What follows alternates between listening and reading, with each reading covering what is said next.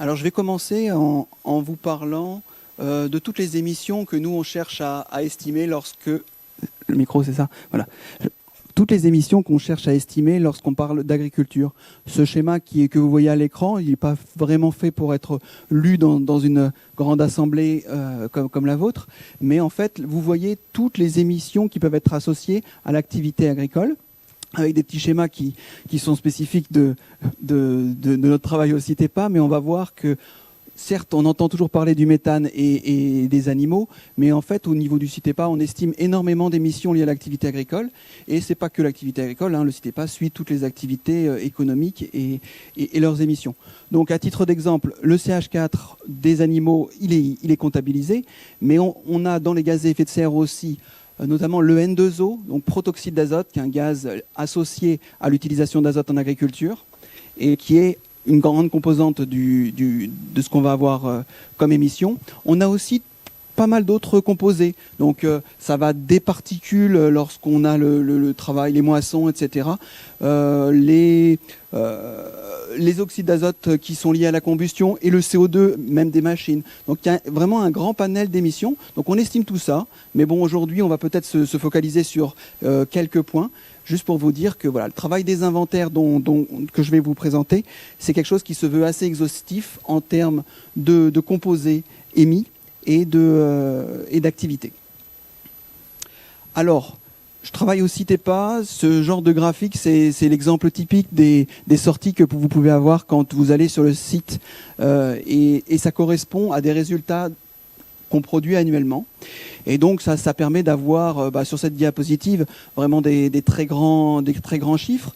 L'agriculture apparaît en vert. Si on regarde en 2022, le chiffre qui est pour les gaz à effet de serre. Donc gaz à effet de serre, c'est pas simplement le méthane, hein, c'est bien CH4, N2O et CO2 qui sont émis par l'agriculture. Donc on atteint 19%, donc on peut retenir 20% des émissions nationales qui sont associées à l'activité au secteur agricole.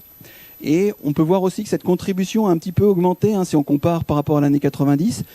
C'est plus du fait de la réduction des autres secteurs d'activité, même parce que les émissions de l'agriculture ont également baissé. Donc même si le pourcentage j'ai pas mis tous les graphiques, mais c'est pour vous montrer que dès que vous avez dès que vous cherchez une information un peu chiffrée, c'est une bonne idée, je pense, d'aller voir les résultats du CITEPA. En tout cas, ce sont ceux qui sont utilisés par les décideurs publics pour organiser leur choix et leur stratégie. Alors, justement, les inventaires, leur principale utilisation, c'est d'essayer de suivre les dynamiques qu'on va avoir au niveau national et les comparer à des objectifs qu'on s'est soit fixés soi-même, soit qu'on a réussi, qu'on a reçus de l'extérieur. Alors, on reste maître des objectifs qu'on se choisit, mais il y a plein de choses sur ce graphique-là, mais je vais juste pointer les dynamiques. On est toujours sur les gaz à effet de serre. Les débuts de courbe sont l'historique, donc au milieu on a l'année 2020 ou 2022 et on voit les dynamiques du moment, d'abord dans le monde, donc émissions totales, hein, pas de l'agriculture, émissions totales du monde qui sont en hausse avec ce que devrait être la trajectoire pour tomber vers une neutralité en 2050. Donc on voit qu'au niveau monde c'est pas gagné. Niveau Union européenne, on a une dynamique qui est quand même beaucoup plus dans cette optique. Donc voilà, on pourrait croire qu'on est à peu près sur la trajectoire. France dans la lignée de l'Union européenne. Et puis, si on regarde tout en haut, c'est la partie agricole. Donc en fait, ces graphiques montrent une dynamique qui est potentiellement assez en phase avec les trajectoires qui sont espérées. Donc dans le cadre de la stratégie nationale bas carbone, donc voilà, les objectifs nationaux. Alors il faut se méfier aussi ces débuts de courbe, parce que là on n'est qu'au début d'une inflexion. On est sur une période qui a vu des baisses très importantes sur les toutes dernières années, notamment de Cheptel, Jean-Louis en parlait à l'instant, plus fortes que ce qu'elles avaient été envisagées. Et donc, en fait, ça participe beaucoup à la dynamique qu'on voit. Donc, méfions-nous du signal qui pourrait être donné par ces graphiques. On a l'impression d'être à peu près en ligne et des objectifs qu'on s'est fixés, mais forcément, plus on baisse les émissions, plus la réduction devient difficile. Je finis juste sur le dernier graphique qui est en haut à droite, qui correspond aux émissions qu'on imagine pour la France en 2050. Donc on dit qu'en 2050, l'objectif c'est de la neutralité, donc ça veut dire même quantité de puits de carbone et que d'émissions. Alors, comme on compte sur un puits de carbone notable en forêt ou en terres agricoles, eh bien on a un résidu d'émissions qui est toléré. Alors ce résidu d'émissions, on le voit, il y a une grosse part qui est quand même allouée à l'agriculture. Sous-entendu, le profil émissif de la France dans la stratégie, c'est une grosse réduction de tous les secteurs d'activité en termes d'émissions, et l'agriculture qui est maintenue. Alors je ne vous donne pas forcément les ordres de grandeur, mais voilà, au-dessus de 40 millions de tonnes de CO2 considérées comme des émissions résiduelles qui sont acceptables. Et après, pour que la France tienne la neutralité, il faudra réussir à avoir les puits qui correspondent en face de ces émissions. Et ça, c'est aussi un défi. Bon, on pourra l'aborder. Alors, oui, j'y tenais dans cette présentation, ne pas faire forcément que la présentation gaz à effet de serre qui tient le devant de la scène. Nous, lorsqu'on fait le travail d'estimation des émissions, on couvre donc un panel de composants importants. Et pour l'agriculture, on associe assez souvent l'ammoniac, qui est vraiment un polluant assez typiquement agricole. On le voit ici, 94% des émissions d'ammoniac en France viennent de l'activité agricole. Alors, l'élevage contribue à 37% des émissions. Donc on comprend que l'autre partie, c'est plutôt tout ce qui est culture, polyculture. Et ces émissions d'ammoniac, elles proviennent notamment des fertilisants azotés qu'on apporte et dont une part est perdue directement dans l'atmosphère et sous forme d'ammoniac. Voilà, donc l'ammoniac, le CH4, le N2O, c'est vraiment les trois composants qu'on suit le plus lorsqu'on parle d'agriculture. Et puis peut-être qu'on va y venir. Il y a aussi la réflexion sur le CO2 et la capacité à être un puits de carbone pour les terres agricoles. Alors, juste après la diapositive sur l'ammoniac, je vous montre la diapositive vis-à-vis des objectifs qui sont aussi fixés pour la France sur l'ammoniac. Donc on a des objectifs distincts, gaz à effet de serre, polluants, etc. Ce ne sont pas les mêmes réglementations, ce ne sont pas les mêmes... donc il y a différentes choses. Ça ne veut pas dire qu'il y a zéro lien, mais quand même on a des objectifs distincts. Alors, la courbe verte correspond à l'objectif à tenir pour 2030. Et la courbe bleue, là aussi, nous donne un signal qui est positif en termes d'atteinte de cet objectif et de respect de la réglementation. Qu'est-ce qu'on a derrière cette courbe assez récente? Parce que c'est vrai que l'ammoniac, si on remontait un peu plus dans le temps, on était un peu plan-plan, toujours à peu près la même quantité depuis un certain temps. On a quand même une inflexion sur la période et puis une accélération très forte sur les dernières années. Et là, on va retrouver vraiment fortement l'impact de la baisse de cheptel bovin sur ces toutes dernières années. Ce qui fait que ce n'était pas du tout anticipé. Et les objectifs, eux, ils sont fixés un peu plus en avant. Donc là, vraiment, cette dynamique-là, elle n'était pas anticipée du tout. Donc, ce qui fait qu'on se retrouve au-dessus. Pas dit qu'elle se maintienne non plus éternellement. Mais très certainement, pour 2030, on est quand même bien parti. Voilà. Donc l'élevage, ce n'est pas la seule composante, on l'a dit. Tout ce qui est fertilisation azotée, donc l'optimisation des apports azotés au champ, éventuellement l'utilisation de certaines formes d'engrais plutôt que d'autres, tout ça, ça joue. Les matériels d'épandage moins émissifs, on va le voir juste après. Donc il y a pas mal de leviers d'action pour pouvoir agir sur ces émissions, et c'est ce qui est fait au niveau national. J'ai mis cette petite étiquette sur le graphique. Donc on parlait d'ammoniac ici. Ammoniac est un polluant atmosphérique. J'ai pas reprécisé peut-être l'enjeu. J'ai pas reprécisé l'enjeu environnemental associé à l'ammoniac. Il y a beaucoup d'enjeux environnementaux: acidification, eutrophisation des rivières, qualité de l'air, parce que l'ammoniac est un polluant, est à l'origine des particules. Va se combiner avec d'autres composés, et donc en termes de qualité de l'air, c'est un composé important. Alors, ce qui est précisé ici, c'est que dans le cadre de la loi climat, celle qui a été faite assez récemment, on on met un objectif combiné, ammoniac et N2O. Alors le lien, c'est que ce sont deux composés azotés. Et le lien, c'est que donc si on baisse l'apport en azote ou si on limite les pertes en azote, on va avoir potentiellement une réduction sur les deux. Alors j'ai mis vers une taxe azote, c'est un peu une provocation, mais dans cette réglementation, ce qui est noté, c'est que si on ne tient pas les objectifs qui sont prévus sur la baisse des émissions de ces composés azotés, ben on réfléchira à avoir des systèmes de taxation sur l'azote pour forcer cette baisse d'utilisation d'azote. On n'en est pas tout à fait là. Et puis, on a aussi pris la guerre en Ukraine, etc. là-dessus. Donc, finalement, il y a eu des impacts conjoncturels importants qui font qu'on est assez loin de cette menace aujourd'hui. Alors, donc, je vous ai présenté très rapidement émissions de CH4 et N2O qui sont les principaux gaz à effet de serre, ammoniac de l'autre côté, et j'ai une petite diapositive pour vous montrer les leviers d'action qui sont en général identifiés, proposés et mis en œuvre dans un certain nombre de politiques. Alors, ces leviers d'action, je crois qu'on va en reparler pas mal sur le méthane juste après, sur les aspects techniques. J'ai fait une liste ici de ce qu'on rencontre habituellement. Alors, pour l'ammoniac, les émissions, c'est des émissions assez physiques. C'est-à-dire que si vous avez de l'azote dans des fosses salisiers, dans des bâtiments d'élevage, une partie de cet azote va passer dans l'atmosphère par phénomène physique, et donc on a une émission d'ammoniac. Donc en fait, le principe, c'est d'empêcher ce passage de l'azote depuis le produit vers l'atmosphère. Et il y a différentes choses pour ça.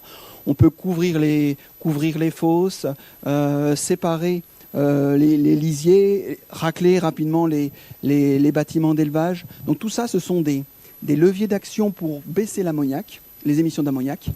Et pour une partie de ces actions, on va trouver des synergies quand même avec les politiques de réduction des émissions de gaz à effet de serre. Ce n'est pas systématique, mais voilà, on a cette réflexion lorsque finalement on réfléchit aux bonnes pratiques à proposer, à la fois sur les émissions d'ammoniac, les émissions de gaz à effet de serre, et puis d'autres enjeux environnementaux, potentiellement tout ce qui est lixiviation des nitrates, etc. Donc c'est pas une vision aveugle associée à un seul enjeu lorsque les politiques sont mises en place. Alors j'avais marqué aussi quelle place dans les inventaires. Ça c'est une question les inventaires d'émissions, donc c'est ce que nous on fait, la quantification des émissions. Je ne vais pas forcément le faire trop en détail, mais toutes ces pratiques qui sont mises en place sur le terrain, on tente de les intégrer dans nos calculs pour pouvoir bien intégrer ces efforts et voir les réductions d'émissions qui sont supposées se produire sur le territoire. Alors il y en a certaines qui sont dans les inventaires, d'autres pas. Si jamais vous avez des questions, on pourra revenir dessus. Alors, voilà, j'avais mis quoi? Oui, les techniques, les trois photos. Un pendillard. Donc le pendillard permet de dépendre le lisier sur le sol et donc de limiter la surface d'échange entre le lisier et l'atmosphère. C'est ça qui fait qu'on va avoir moins d'émissions. Couverture de fosse, là aussi on empêche le brassage de l'air et donc le passage de l'ammoniac dans l'atmosphère. Et tout à droite, c'est un méthaniseur. C'est donc pas sur l'ammoniac que ça va jouer, mais plutôt sur le méthane. On tente de produire du méthane, mais on le capte, on ne le laisse pas partir dans l'atmosphère. Et donc, de ce fait, on réduit l'émission possible de méthane qui aurait eu lieu sans cette installation. Alors, j'ai encore peut-être 3-4 diapos. J'en ai une qui s'est appelée « Focus sur le méthane ».